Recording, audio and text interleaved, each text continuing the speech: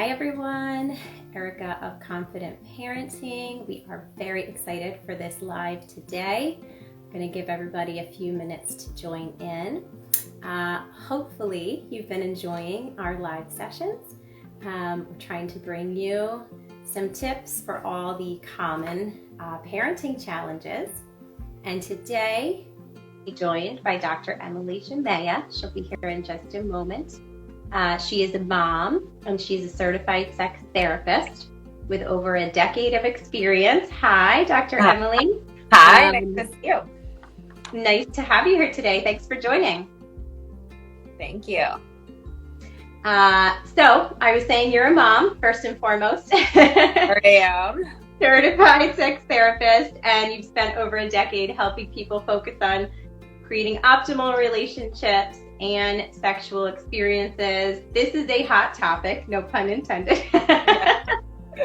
I know that you have, you could introduce yourself, but I'd love to give you a little introduction first. So I know you have a busy private practice, you do online workshops, you do national speaking, you've been featured in all of the places. I won't take our time to list them, but we're just super honored to hear your expertise today and share it with our audience.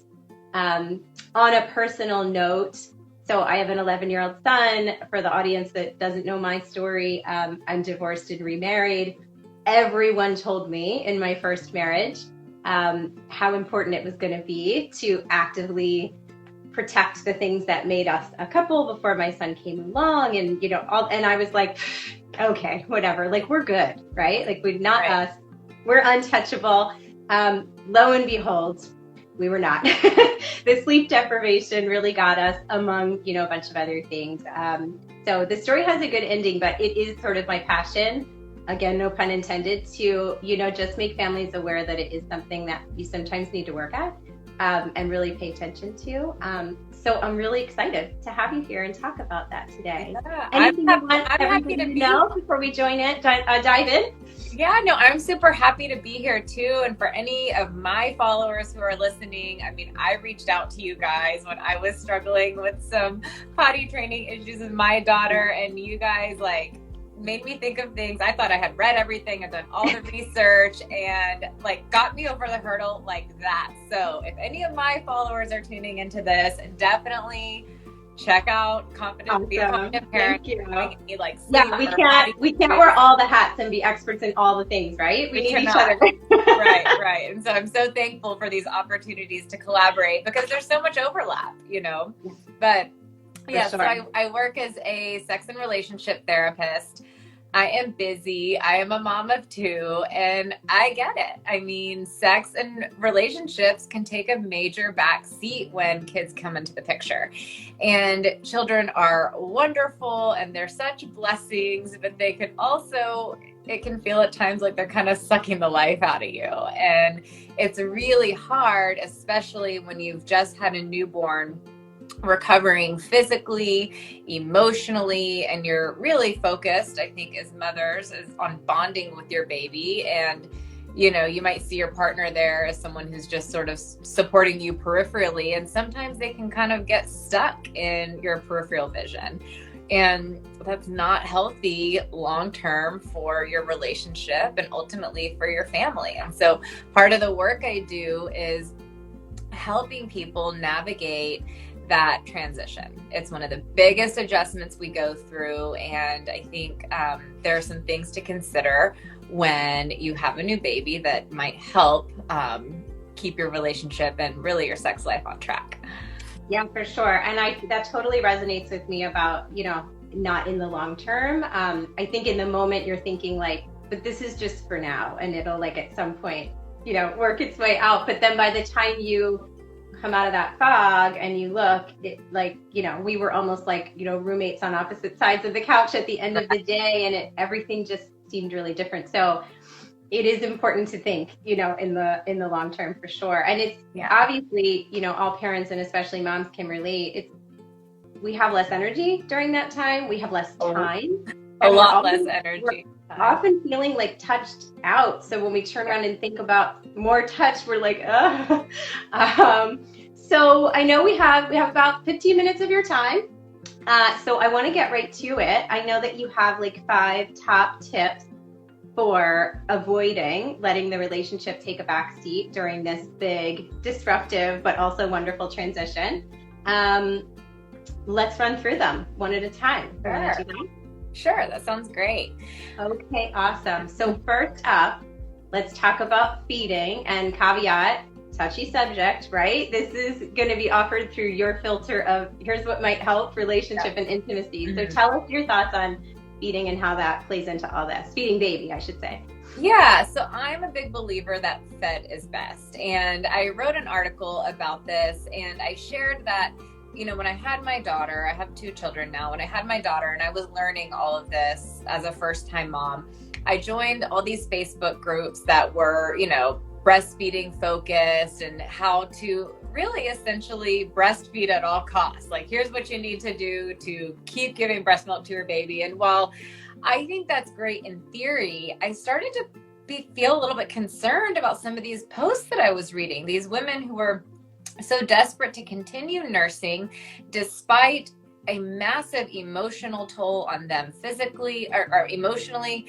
There's a physical toll. And for a lot of women, it was causing a lot of relationship conflict. And while I think to an extent, many of those things can be worked out, and if you get a good lactation consultant, that's great. But I mean, I would read these posts from women who were like on the brink of divorce because they were so stressed out by breastfeeding. And so I think it's really important when making any decision, any parenting decision, that you always consider what's best for your child and consider that in against what's good for you and your own personal well-being, and also for your relationship and your family system, because it's all about balance at the end of the day. And I think one of the worst things mothers can do for themselves is put too much pressure in anything when it comes to parenting. I tell my, moms that I work with to strive for like 80%. There is nothing wrong with being a B+ mom. Okay. I think kids are lucky to have a B+ mom. And I think that's easier said than done, but if you can get there, it does really help. It does help because, at the end of the day, you cannot be 100% partner, 100% mom, 100% sister, best friend, career. I mean, it's just balance is not this thing that you strike and it's a set it and forget it. I mean, it's this like constantly moving target. It's ever evolving. And so, that was one thing that just came to mind. And, as a therapist and as a sex therapist, as I was reading these posts, I'm like, oh my God, like this is taking a major toll on some of these women's relationships. And so, I just think women have to do what feels good for them, but consider whether or not it's making you feel good, because what your child needs is a happy, healthy parent and, co-parents if there's someone else in the picture. For sure. Awesome. I love that. Had I been a little less militant about some of my parenting goals, I think it would have changed the picture of everything, of how I felt about my baby and how I felt as a mother, and definitely what was happening with my partner at the time. Someone's asking in the comments if this will be available to be viewed later, and absolutely. This will be in our feed, and then it will exist forever on our page. So do not worry if you can't stay here the whole time. And thank you to everybody who's watching. Okay, so fed is best. Tip number 1, be realistic and don't completely sacrifice one thing just to maintain another. I think that's great. All right, so tip number 2, follow a schedule. What does that mean? Why does it help? Yeah, so I am a proponent of schedules within reason. Again, like you were saying, you don't want to be militant about anything. But I think when your baby is old enough to start falling into a schedule, that's a great idea. Because if you know when the baby that it's probably nap time and the baby is tired, you can plan to do a little YouTube yoga video for yourself, or and I really think schedules make it easier for childcare. Like it was, my husband and I were able to start our date nights again really early on because we said this is when the baby eats, this is when the baby sleeps, and it made it really easy for caregivers to come in and take over. And so it prevented like text messages from in-laws or whoever was watching the baby about not really knowing what to do, because the baby was on a really good schedule. And I know that's something that you guys help your clients with a lot. And yeah, I would add to that, like 4 to 6 months. I mean, we can get a schedule sooner, but if we're like speaking generically about the majority of babies, certainly a predictable bedtime by then. Daytime schedule takes a little bit longer to come around, but it's entirely reasonable that you'd have predictability by then. Or if you aren't seeing it, it's someone, you know, like myself or our team or somebody else could help you get there so that that piece is in place. Yeah. Yeah. And I think that bedtime is huge. You know, there are a lot of women who have no problem waking up 5 times a night. I was not one of those women. Mm-hmm. I mean, for me, if I don't get a good night's sleep, it's like the neurons just do not fire the next day, and I feel miserable and I get headaches. And I just knew that if I was going to be, you know, a good mom, that I needed a good night's rest. And so, you know, I very gradually, I feel like, you know, in balance with my baby's cues and what I felt comfortable with, got, you know, my daughter and then later on my son into a really good bedtime routine and, you know, day. And just to know you have that time at the end of the day for whatever, like maybe it's for each other, maybe it's for each yourselves, not each other, whichever. Yep. I remember one night when we were trying to watch a movie, like get through a whole movie, which was laughable at the time with my son's sleep. And I think in the first half hour, each of us ran up like 7 times to try to resettle him. And that was the night we were like, okay, movies aren't a thing anymore. No, no. And that was a piece that was, you know, one of the many things that we kind of let go by the wayside that stacked up to really challenge our relationship. Yeah. And we still, I mean, our kids are, well, now they're, my daughter's almost 4 and my son is 16 months, but we're still really big on like that bedtime routine starts at 7 o'clock so that they're usually down by 7:30. And one thing I learned from you guys actually was, you know, when I called and I was kind of struggling with my daughter's nap and she was wanting to drop the nap and I wasn't sure. And you guys said that having that large chunk of sleep overnight was really important. And if she wanted to drop the daytime nap, as long as she was getting that sleep overnight. So it really like made me want to make sure that she was getting to bed early so that she could get a solid 12 hours overnight. And it's great because we put the kids down and then at 7:30 and we have a couple of hours. Some of the night left, yeah. Yeah, to relax and connect, watch something on TV, maybe go to bed early, you know, have sex, whatever. I mean, you have. And if you're hearing that and you're like,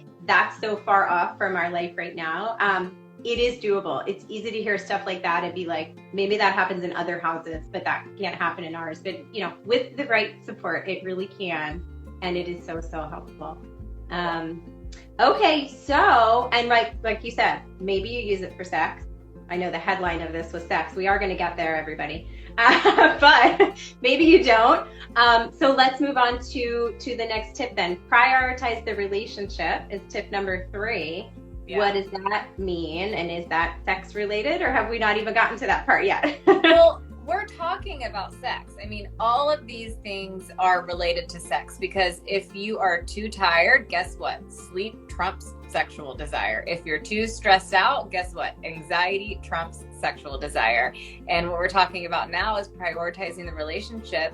If you don't feel emotionally connected to your partner, and this is especially true for women, you're going to want to have sex with them. So even though it may not feel like we're talking about sex directly, we are talking about sex. And definitely maintaining a strong emotional connection with your partner is so important. And I really encourage couples to have these conversations long before the baby comes.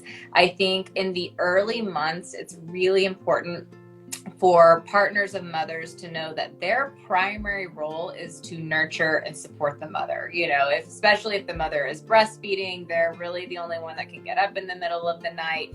You know, your job is to keep her hydrated and fed, and, you know, if she needs to cry, that you're a shoulder for her to cry on, or whatever is going on. If she's feeling like, if you think she's starting to develop postpartum, that you encourage her to call her doctor. You know, whatever she needs in those early months are really important. But at some point, you want to make sure as a mother, you also turn your attention back to your partner. You want to create space to let them start to help out and let them develop their own relationship with the baby. Because if you're trying to do everything yourself and not letting your partner in, you're going to burn out. Plus, it can be kind of a turn on to see your partner bonding with your child, with your shared child. They're a parent too. Sure. And I love to emphasize, like, moms, let them do it their own way. It's not going to be your way, but they'll find their own way, and that's awesome. Yeah. And maybe you don't think it's right or as good or like whatever, but if you want them to chip in and, you know, help, be equal, whatever, like then they're going to have to find their own ways of doing it. I know my ex-husband, because I let them kind of, you know, figure things out, he had what we would call the daddy move. Mm-hmm. And he, in certain moments when my son was frantic as a newborn, it was this one specific thing that only he could do because of the size of his arm and the strength, and I would never be able to do it. And when I couldn't calm him, I would be like, time for the daddy move. But had I micromanaged as much in that area as I tend to do in all areas, we never would have, you know, had that tool. And you're right, it was amazing to see that they found their little groove in that way. And we have there are a lot of men joining this conversation. I assume they might be dads or expecting dads. So I'm really glad to see all of you here, and hopefully these tips are really helpful. And you're right about the mental. That's really important to know the difference between, like, men are visual, women are emotional, and you've got to have that, feel like you're emotionally connected and being supported to be in the mood, right? Exactly. And by the way, I know I said about 15 minutes, but we can keep going a little bit longer. Okay. I'm trying really hard to watch the time. I know. Well, there's so much to say, and you know, I think it's such an important message to get out. So we'll keep chatting a little bit longer. We're getting a lot of cheers and thanks and like, yes, that's awesome in the chat. So keep it up, everybody. Awesome. So yes, it's, as I was saying, it's so important to maintain that emotional bond. The other reason that that's important is, while your doctor may clear you physically, that does not mean that you're necessarily ready for sex emotionally. I think a lot of people have this magical 6-week mark in their head, and you may be healed up and physically ready to go for intercourse, which that's another reason why I'm not crazy about that 6-week number, because it's like focusing on intercourse, and we'll talk about redefining sex a little bit later. We're going to get to that. But if you don't feel emotionally ready, which means maybe you don't feel emotionally supported by your partner, maybe it means you're just still freaking too tired to even think about sex. If you have those conversations before the baby comes along, then you'll be more prepared and have the tools to then reestablish an emotional connection. But as soon as you feel like you are ready to do so, start by just taking a walk alone together around the block while someone else is with the baby. Or, you know, like I said, we reestablished our date nights as soon as we could. And I mean, I remember there were times where I was like, this is the last thing I want to do right now. But we would just, you know, walk down to this restaurant close to the house, sit and have a glass of wine. And by the end of it, I felt great. And so it can kind of feel like going to the gym at first, like, you know, it's healthy and good for you, but like, you're really not. Yeah, for sure. Yeah. So. And I would say, like, or find an alternative. So to use our story again, we loved when I would get home from work at the end of the day before our son arrived, we would take a walk. I would talk about my day. He would talk about his. Great. And that worked at first when my son was newborn, but then he needed a bedtime, right? And bedtime fell as soon as I got home, and we couldn't just leave him in the house. So we didn't really notice, but our walks went by the wayside. So now we lost our movies and we lost our walks, and we're running up and down the steps trying to take turns soothing him. And you can easily see in hindsight, which is always 2020, there were just too many things that got taken away, and we didn't notice enough to say, okay, maybe we'll get somebody to pop over once a week so we can walk or whatever, or maybe we'll change the walk into something else that we do once he's down. So I think the noticing too is just so important. Yeah, I'm a huge fan of couples establishing like a daily ritual, a weekly ritual, a monthly ritual. And so that may mean like on a daily basis, you know, you share a cup of coffee with your partner. I remember in the early days, one of my favorite things was, you know, when I would wake up in the morning and I'd be in bed nursing the baby, and my husband would bring me a cup of coffee and we would sit together. And it was, you know, even though the baby was there, it still felt romantic. It still felt like I was cared for and that he was doing something kind for me, and it made me feel close to him. And so something like that on a daily basis can be huge. And then, you know, so the ritual might change, but the having something that right, having, talking about what that might mean for you is so important. So awesome. I love it. All right. So far we have fed is best if that needs to be part of the picture. Follow a schedule when it's let's say when it's developmentally appropriate. Prioritize the relationship. We've got 2 more. So tip number 4, this is a hard one for me to say and a harder one for me to do. Accept help. Yeah. Tell us about that. Yeah. I mean, it takes a village is a true statement. I mean, there's a reason why we have that saying. I know it may sound cliche, but it is so true.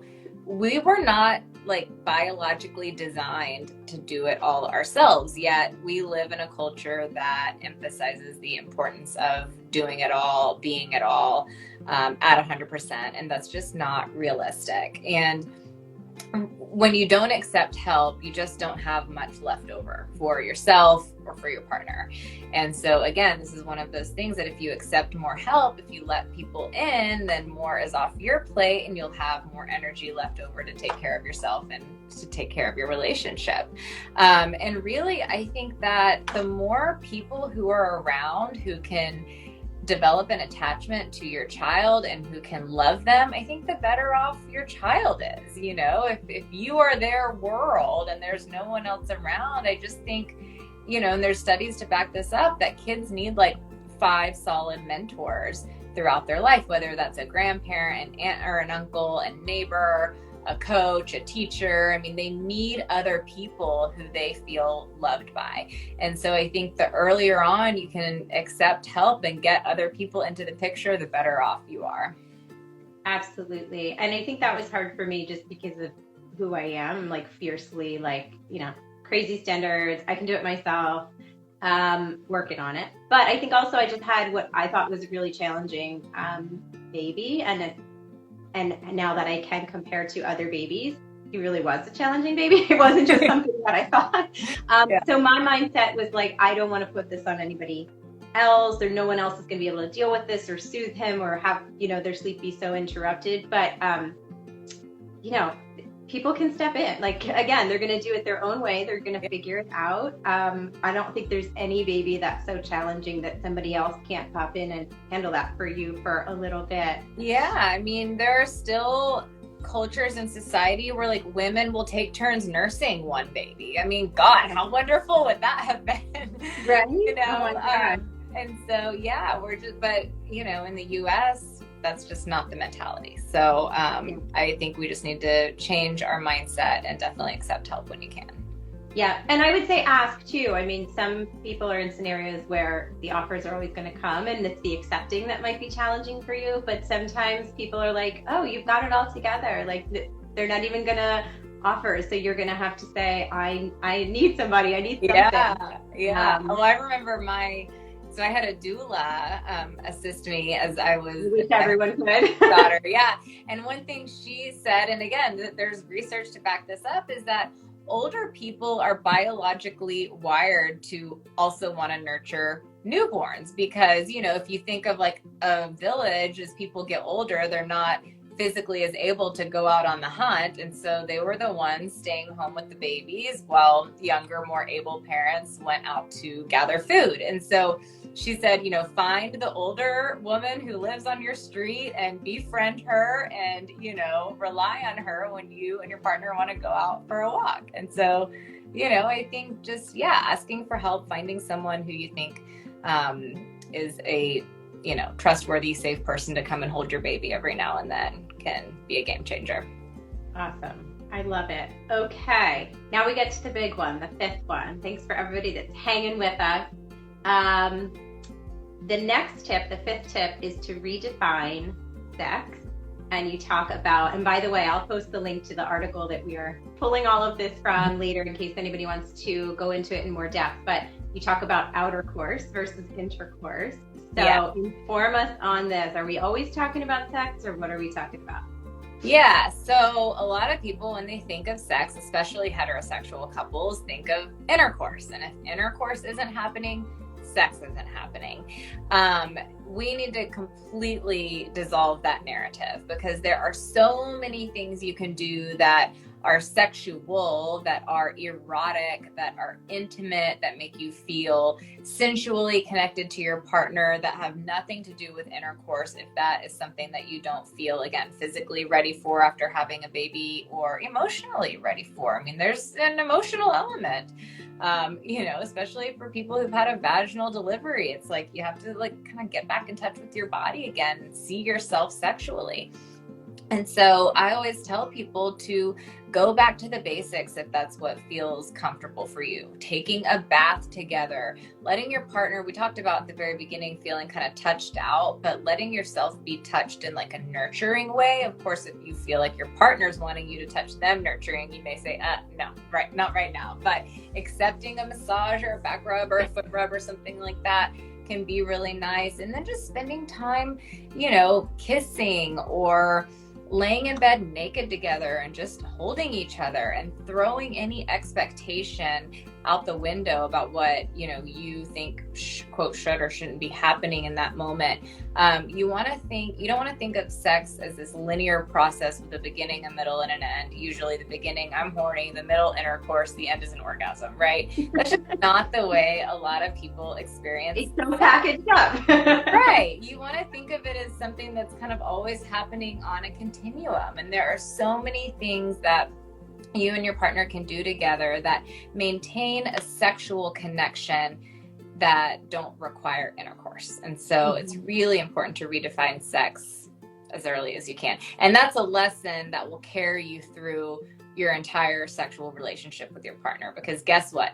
The sex you had in the honeymoon phase is going to be different than that when you were trying to get pregnant, versus that after you have a new baby, versus when the kids are older, versus when someone injures their knee and your favorite position is out the window, or, when you're going through hormonal changes later in life. Like, it's always evolving. And so the more... So yes, to all the things you said. The more adaptable you are to those changes, the better off you are.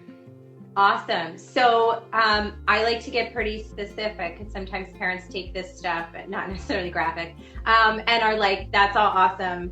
I don't know how to, I watched, my partner didn't, how do I like communicate all this? So let's say, I'm all rubbing up on you and you're not ready, you're not in the mood, you want something different. Mm-hmm. What would mom or whoever it is say maybe to communicate, here's what I need to do right now. Here's what I'm up for right now. Do you have like language for that would be helpful? Yeah. So don't just like shrug off your partner and roll your eyes and say something like, get the hell off of me. Okay. Even though that might be what you're thinking and feeling. That's not the way you want to communicate it. You got no shot. Get off of me. Actually, one of my most viral TikTok videos was about the right way to turn down your partner. And I was going to say to everyone at the end, but I'll say it now. If you don't follow Dr. Jamea on TikTok, definitely do. Her videos are amazing and entertaining, and like give you the exact things to do, not do, say, all of that. Yeah. And so you want to very gently, kindly, I'm always like, say what you mean, but don't say it mean. Tell them, hey, I know you're trying to connect with me sexually right now or physically with me right now, and I love that you are having those feelings toward me. In this moment, I'm feeling really depleted, and I think that maybe tomorrow, if I have a little more time to unwind and just like get myself in the right state of mind, that perhaps I'll be more receptive, and maybe this is something we could try. And that's something, fill in the blank with whatever you think you might be open to. And also, and this is really important for women to keep in mind, you don't always want to like wait for this spontaneous feeling of desire to show up, because now we know that's not how a lot of women experience desire. Sometimes women come into a sexual experience feeling more like neutral or ambivalent about it, and a lot of people read that as I'm not in the mood. But if you're coming into it kind of neutrally, and if your partner knows how to seduce you and help build your arousal, you might find that then your desire kicks in. So being mindful of where you are on the spectrum, like if you're in a hell no state of mind, don't push it. But if you're in sort of like I could take it or leave it, see what happens if you take it. You might be pleasantly surprised. Awesome. Awesome. And I guess the last thing I'll ask you, let's say if a parent is listening to this and they're like, we're so far gone, like this would have helped, a month ago, a year ago, whatever, in your experience, in your decade of experience, can you be pretty far out from intimacy and connection, and these tips can get you back?